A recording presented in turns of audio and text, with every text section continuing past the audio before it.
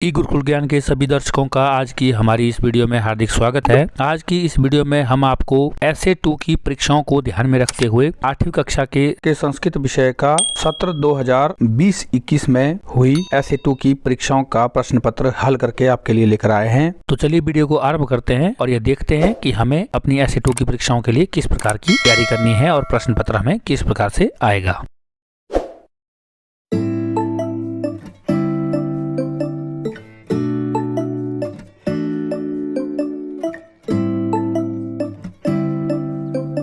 Session 2020 की प्रश्न पत्र कक्षा 8वीं विषय संस्कृत। समय आपको 3 घंटे रहेगा और पूर्णांक आपको 85 नंबर के रहेंगे। परीक्षार्थी यथासंभव अपने शब्दों में ही उत्तर दें। प्रत्येक प्रश्न के अंक उसके सामने दिए गए हैं। विशेष निर्देश है आपके लिए, प्रश्नानाम उत्तराणि स्पष्ट भाषायाम लिखित। प्रश्नों के उत्तर आपने स्पष्ट और साफ सुथरी भाषा में लिखना है। सर्वे प्रश्न अनिवार्य सन्ति, सभी प्रश्न अनिवार्य हैं, आवश्यक हैं। प्रश्नांक पूर्तः लिखिता सन्ति, प्रश्नों के अंक जो है सामने लिखे गए हैं। इसके बाद पहले प्रश्न की ओर चलते हैं। अधोलिखित गद्यांशयोः कश्चित् एकस्य गद्यांशस्य हिंदी भाषायाम अनुवादम विधीयताम्। आपको 2 गद्यांशों में से किसी एक गद्यांश का हिंदी भाषा में अनुवाद करना है। क है आपके लिए, एतस्मिन् अंतरे गुहायाः स्वामी दधिपुच्छः नाम श्रृंगालः समागच्छत्। इसी बीच गुफा का स्वामी दधिपुच्छ नाम का श्रृंगाल वहाँ आया। स च यावत् पश्यति तावत् सिंह पद पद्धति गुहायाम प्रविष्टा दृश्येत। वह जहाँ तक देखता है वहाँ तक शेर के पैरों के निशान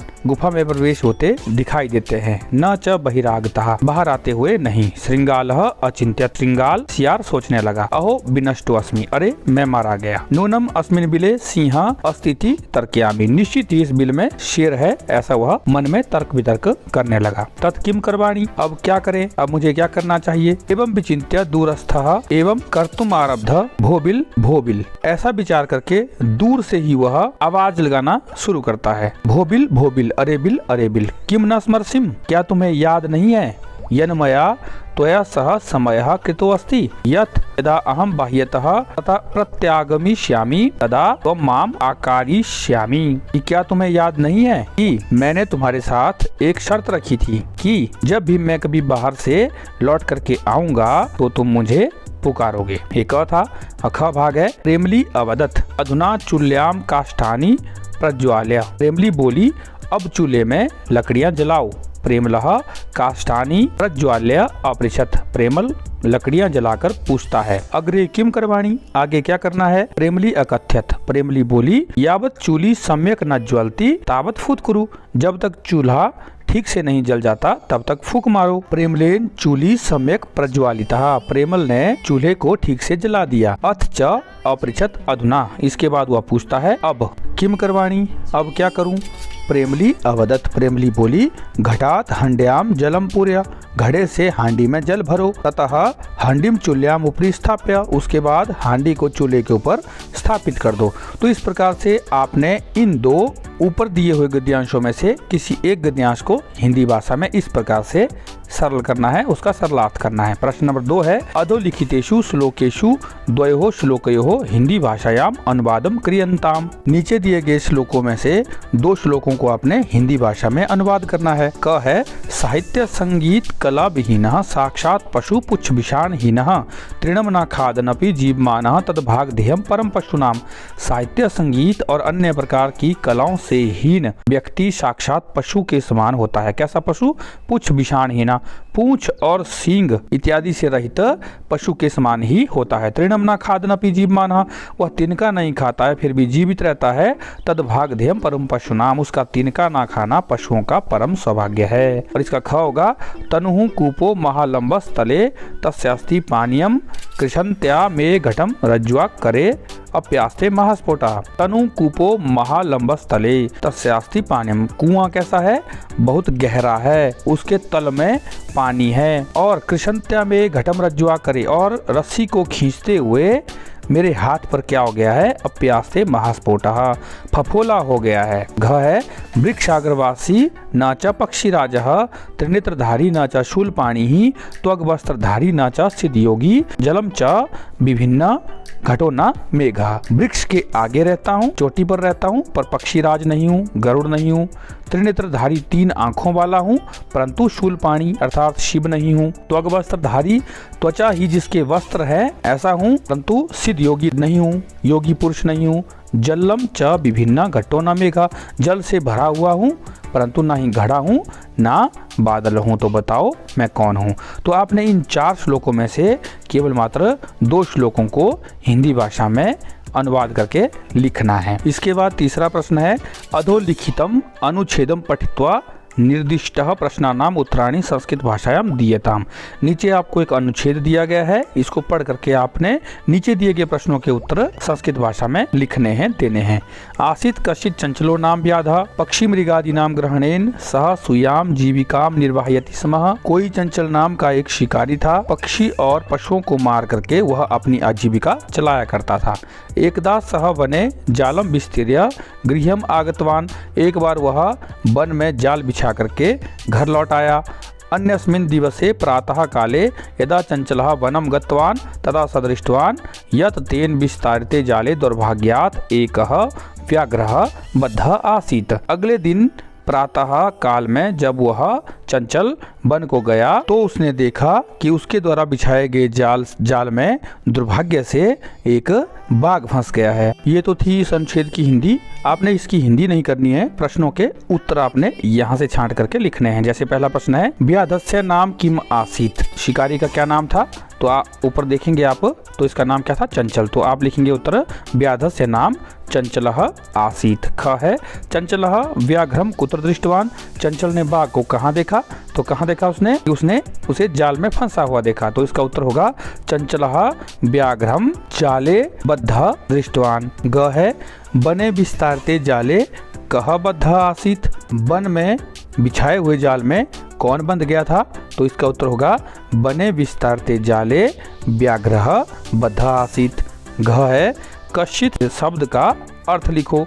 तो कश्चित् शब्द का आपने अर्थ लिखना है। कश्चित् का अर्थ होता है कोई। अंग है, एकदा सह वने जालम विस्तीर्य कुत्र आगतवान, एक बार वह वन में जाल बिछाकर कहाँ आ गया। तो वह घर लौट आया। तो क्या होगा, एकदा सह वने जालम विस्तीर्य गृहम आगतवान। तो इस प्रकार से आप इन 5 प्रश्नों के उत्तर ऊपर दिए गए अनुच्छेद में से ढूंढ करके लिखेंगे। इसके बाद प्रश्न नंबर 4 है, पाठ्यपुस्तकम आधारीकृत्य कस्यचित् एकस्याः कथायाः सारम हिंदी भाषायाम लिखत। पाठ्यपुस्तक पर आधारित आपने कोई एक कथा हिंदी भाषा में लिखनी है। 2 कथा नीचे दी हुई है, उनमें से आपने एक लिखनी है। बिलस्य वाणी ना कदापि में श्रोता, बिल की वाणी मैंने कभी नहीं सुनी, या फिर प्रेमलस्य प्रेमल्याश्च कथा, प्रेमल और प्रेमली की कथा। इनमें से आपने कोई एक कथा लिखनी है। 5वां प्रश्न है, अधोलिखितेषु प्रश्नेषु केषांचित् चतुः प्रश्नानाम उत्तराणि संस्कृत भाषायाम लिखत। नीचे दिए गए प्रश्नों में से आपने 4 प्रश्नों के उत्तर संस्कृत भाषा में लिखने हैं। क है, खर नखर कुत्र प्रतिवसति स्म, खर नखर कहाँ रहता था। तो इसका उत्तर होगा खर नखरः एकस्मिन् वने प्रतिवसति स्म। ख है, कूपः कीदृशः अस्ति। तो कूपः महालम्बः अस्ति। के समाननीयः, गजधरः समाननीयः। घ है, चंचलेन वने किं कृतं, चंचलेन वने जालम विस्तारितवान। अगला है, प्रेमलः कथम श्रान्तः आसीत्, प्रेमलः काष्ठछेदेन श्रान्तः आसीत्। अगला है, व्यसनिनः किं नश्यति। तो इसका उत्तर होगा व्यसनिनः विद्याफलम नश्यति। आपने इनमें से केवल मात्र 4 प्रश्नों के ही उत्तर संस्कृत भाषा में लिखने हैं। 6ठा प्रश्न है, रेखांकितानि पदानि आधृत्य 5 प्रश्न निर्माणम कुरुत। जिसके नीचे रेखा लगी है उसको आधार बना करके आपने 5 प्रश्नों के निर्माण करने हैं। क है, लुब्धस्य यशः नश्यति। तो लुब्धस्य शब्द जो है षष्ठी व्यक्ति का है, तो आपने किम शब्द का प्रयोग करते हुए कस्य बना लेना। यहाँ पे कस्य यशः नश्यति। गजधरः सुंदरः शब्दः अस्ति। तो गजधरः प्रथम व्यक्ति एक वचन का है, तो कः सुंदरः शब्दः अस्ति। तेषां स्वामिनः असमर्था सन्ति। तो तेषां की जगह हो जाएगा केषां स्वामिनः असमर्था सन्ति। तडागः संसार सागरः कथ्यन्ते। तडागः की जगह हो जाएगा ये संसार सागरः कथ्यन्ते। मधुमक्षिका माधुर्यमेव जनयति। तो तो मधुमक्षी का स्त्रीलिंग का है, इसलिए का माधुर्यमेव जनयति। गुणः गुणगेषु गुणा भवन्ति, तो बहुवचन का है, प्रथमा के बहुवचन का, तो हो जाएगा के गुणगेषु गुणः भवन्ति। महताम प्रकृति सुस्थिरा भवति, तो महताम का सुस्थिरा भवति। यहाँ पे कुछ मिसप्रिंट भी है, परंतु इसका प्रश्न इस प्रकार से बनेगा। केवल मात्र आपने 5 प्रश्नों का ही निर्माण करना है। प्रश्न नंबर 7 है मंजूषातः पदानि चित्वा पंचरिक्त स्थानानि पूरयत। आपको मंजूषा दी गई है, उसमें से छांट करके आपने खाली स्थान भरने हैं, केवल मात्र 5। तो भज, सदा, एव, विना तथा जिज्ञासा, परिता, इनको आपने छांट करके भरना है। वह है सूर्य पूर्व दिशायाम डैश उदेति। इस रिक्त स्थान में आप सदा भरेंगे डैश गोविंदम, यहाँ पर आप भज भरेंगे भज गोविंदम। अगला रिक्त स्थान है ग मम मनसी एका डैश वर्तते, तो यहाँ जिज्ञासा आएगा, मम मनसी एका जिज्ञासा वर्तते। सत्यम डैश जयते, यहाँ एव आएगा, सत्यम एव जयते। विद्याम डैश जीवनम वृथा, तो यहाँ विना आएगा, विद्या के बिना जीवन व्यर्थ है। सह यथा चिंत्यति, यहाँ तथा आएगा, आचरती, वह जैसा सोचता है वैसा आचरण करता है। अगला है ग्रामम डैश वृक्षा संति, तो यहाँ पे परितः आएगा। प्रश्न नंबर 8 है संस्कृत पाठ्य पुस्तकम आधारीकृत्य एकम श्लोकम अर्थ सहितम लिखत, यह अस्मिन् प्रश्न पत्रे न भवेत। आपने अपनी पाठ्य पुस्तक को आधार बना करके एक श्लोक संस्कृत में लिखना है और उसका अर्थ भी लिखना है, परंतु वह श्लोक आपके प्रश्न पत्र में ना आया हो। तो प्रश्न नंबर 9 है अधोलिखितेषु केषांचित चतुर्शब्दानां शब्द रूपाणि यथा निर्दिष्ट विभक्ति नाम त्रिषु वचनेषु लिखतः। आपको नीचे दिए हुए कोई 4 शब्दों के शब्द रूप और विभक्ति और तीनों वचनों को लिखना है। जैसे क है अस्मद, प्रथमा विभक्ति में लिखना है, तो क्या बनेगा अहम, आवाम, वयम। लता तृतीया में लिखना है आपने, तो क्या बन जाएगा लत्या, लताभ्याम, लताभी। राम द्वितीय विभक्ति में लिखना है, तो क्या बन जाएगा रामम, रामो, रामान। नदी सप्तमी विभक्ति में लिखना है, तो क्या बन जाएगा नद्याम, नद्यो, नदीषु। किम पुल्लिंग के षष्ठी विभक्ति में लिखना है आपने, तो बन जाएगा कस्य, कयो, केशाम। देव प्रथमा विभक्ति में लिखना है, तो क्या बन जाएगा आपका देवः, देवौ, देवः। इस प्रकार से आपने इनमें से भी केवल मात्र 4 ही लिखने हैं। अगला प्रश्न है अधोलिखितेषु धातुषु केषांचित चतुर्शब्दानां धातु रूपाणि यथा निर्दिष्ट लकार पुरुषयोः त्रिषु वचनेषु लिखतः। नीचे दिए गई धातुओं में से आपने केवल मात्र 4 शब्द धातुओं के आपने लकार पुरुष और तीनों वचनों में उनको लिखना है। जैसे पठ धातु लट लकार प्रथम पुरुष में लिखना आपने, तो क्या बन जाएगा पठती, पठतः, पठन्ति। पा धातु लिट लकार प्रथम पुरुष में लिखना आपने, तो क्या बन जाएगा पास्यति, पास्यतः, पास्यन्ति। भू भव जिसका बनता है भव का भू, तो लोट लकार में आपने मध्यम पुरुष में लिखनी है, तो क्या बन जाएगा भव, भवतम, भवत। खाद धातु आपने लंग लकार उत्तम पुरुष में लिखनी है, अखादम, अखादाव, अखादामा। गम धातु जिसका रूप गच्छ बनता है, तो लट लकार मध्यम पुरुष में आपने लिखना है, तो क्या बन जाएगा गच्छसी, गच्छथः, गच्छत। और चल धातु लिट लकार उत्तम पुरुष में लिखना है आपने, तो क्या बन जाएगा चली श्यामी, चली श्यावः, चली श्यामः। इनमें से भी आपने केवल मात्र 4 धातुओं को ही लिखना है। 11वां प्रश्न है आपके पास अधोलिखितेषु षष्ठ पदेषु यथा अपेक्षितम संधि विच्छेदम कुरुत। आपने 6 पदों का संधि विच्छेद करना है। संधि या संधि विच्छेद क है विद्या जमा आलयः, तो क्या बन जाएगा विद्यालयः। तथा जमा एव, तथैव। मृग जमा आदिनाम, मृगादीनाम। सहसा जमा एव, सहसैव। समानम अपि, समानम जमा अपि। प्रथमोपग्रहस्य, प्रथमः जमा उपग्रहस्य। परोपकारः, परः जमा उपकारः। ग्रंथो अयम, ग्रंथः जमा अयम। 12वां प्रश्न है निम्नलिखितेषु कांश्चित् चतुस्संख्यात्मक अंकान संस्कृत शब्देषु लिखत। आपने केवल 4 संख्याओं को संस्कृत में लिखना है। 16, 30, 51, 55, 60, 65, 70 और 100। 16 को बोलेंगे आप षोडश, 30 को 63, 51 को 1 55 को 5 55, 60 को षष्ठी और 65 को पंचषष्ठी, 70 को सप्तती और 100 को शतम। 13वां प्रश्न है अधोलिखितेषु षष्ठ पदेषु प्रकृति प्रत्यय विभागम संयोजनम कुरुत। आपने 6 पदों के प्रकृति और प्रत्यय को जोड़ना है या फिर उन्हें आपने अलग करना है। पहला है गत्वा, इसमें गम धातु है, गम प्रकृति है और कत्वा प्रत्यय लगा है। पठितुम, इसमें पठ धातु के साथ तुमुन प्रत्यय लगा है। ज्ञातुम, इसमें ज्ञा धातु के साथ तुमुन प्रत्यय लगा है। चलित्वा, इसमें चल धातु के साथ कत्वा प्रत्यय लगा है। करणीयम, यहाँ पे क्री धातु के साथ अनियर प्रत्यय लगा है। खादितुम, यहाँ पे खाद के साथ तुमन प्रत्यय लगा है और पातुम, यहाँ पे पा के साथ तुमन प्रत्यय लगा है। स्नात्वा, यहाँ पे स्ना के साथ कत्वा प्रत्यय लगा है।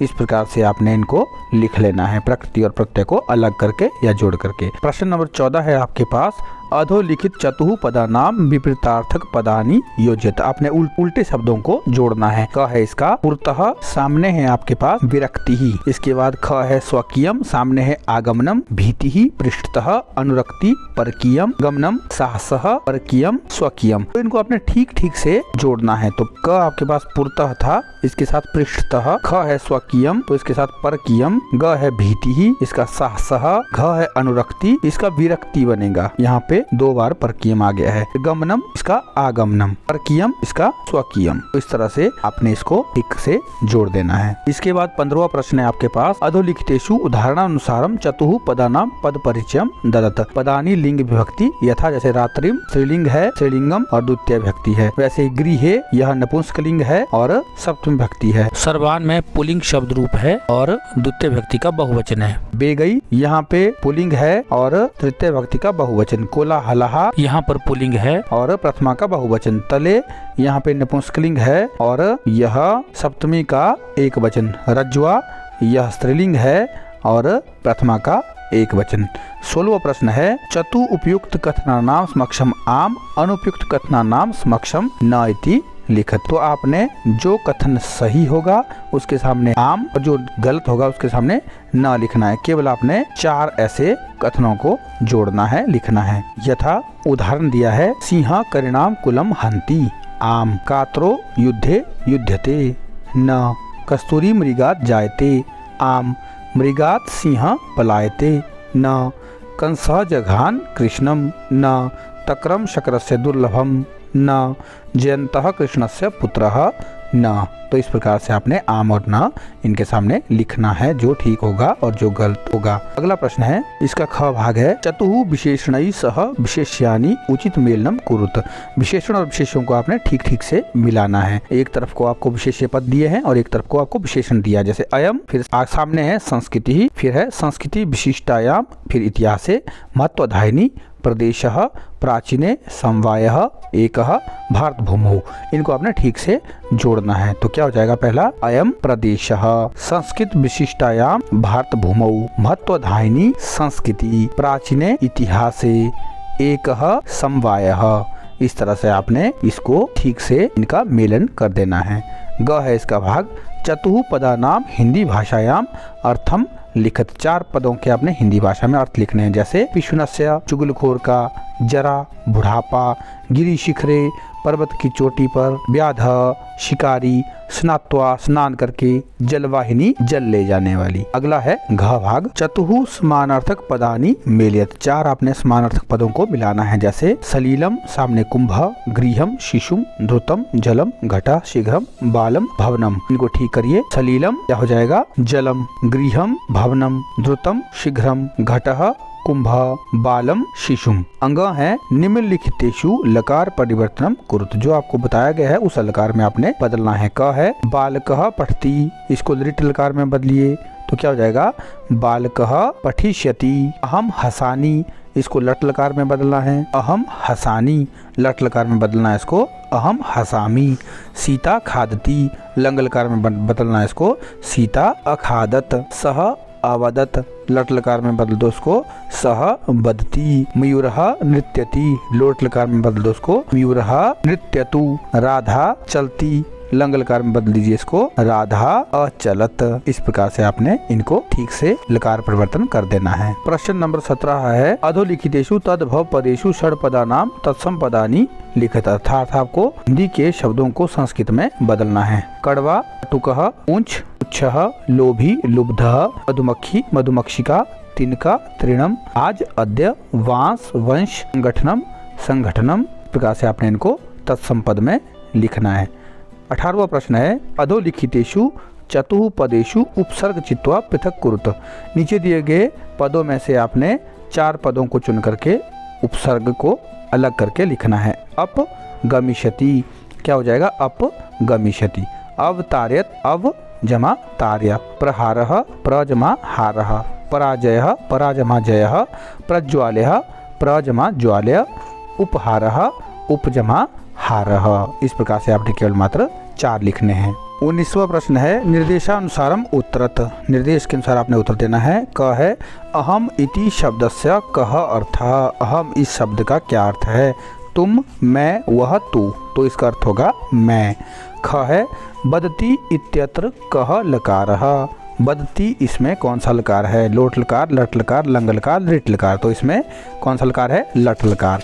तो इस प्रकार से 8वीं कक्षा का आज हमने ये हल किया हुआ पूरा प्रश्न पत्र आपके साथ साझा किया। उम्मीद है आप लोगों को आने वाले संस्कृत के पेपर को हल करने में सहायता मिलेगी तथा आप वार्षिक परीक्षा में अच्छे अंक प्राप्त कर पाएंगे। आप लोग इस प्रश्न पत्र को अपनी कॉपी में नोट कर लें और इसे समझ लें, या आप इस वीडियो को डाउनलोड भी कर सकते हैं और इसी के अनुसार आप अपना अध्ययन जारी रखें। इसी प्रकार की ज्ञानवर्धक वीडियो को पाने के लिए आप हमारे चैनल को लाइक करें, शेयर करें, सब्सक्राइब करें तथा बेल आइकन को ऑल पर जरूर सेलेक्ट कर दें, ताकि जैसे हम नई वीडियो को अपलोड करते हैं आप तक हमारी वीडियो की नोटिफिकेशन सबसे पहले पहुंच सके। इसी के साथ वीडियो में बने रहने के लिए आप सबका हार्दिक धन्यवाद। मिलते हैं इसी प्रकार की किसी दूसरी वीडियो में, तब तक के लिए नमस्कार। आपका दिन शुभ हो, मंगल हो।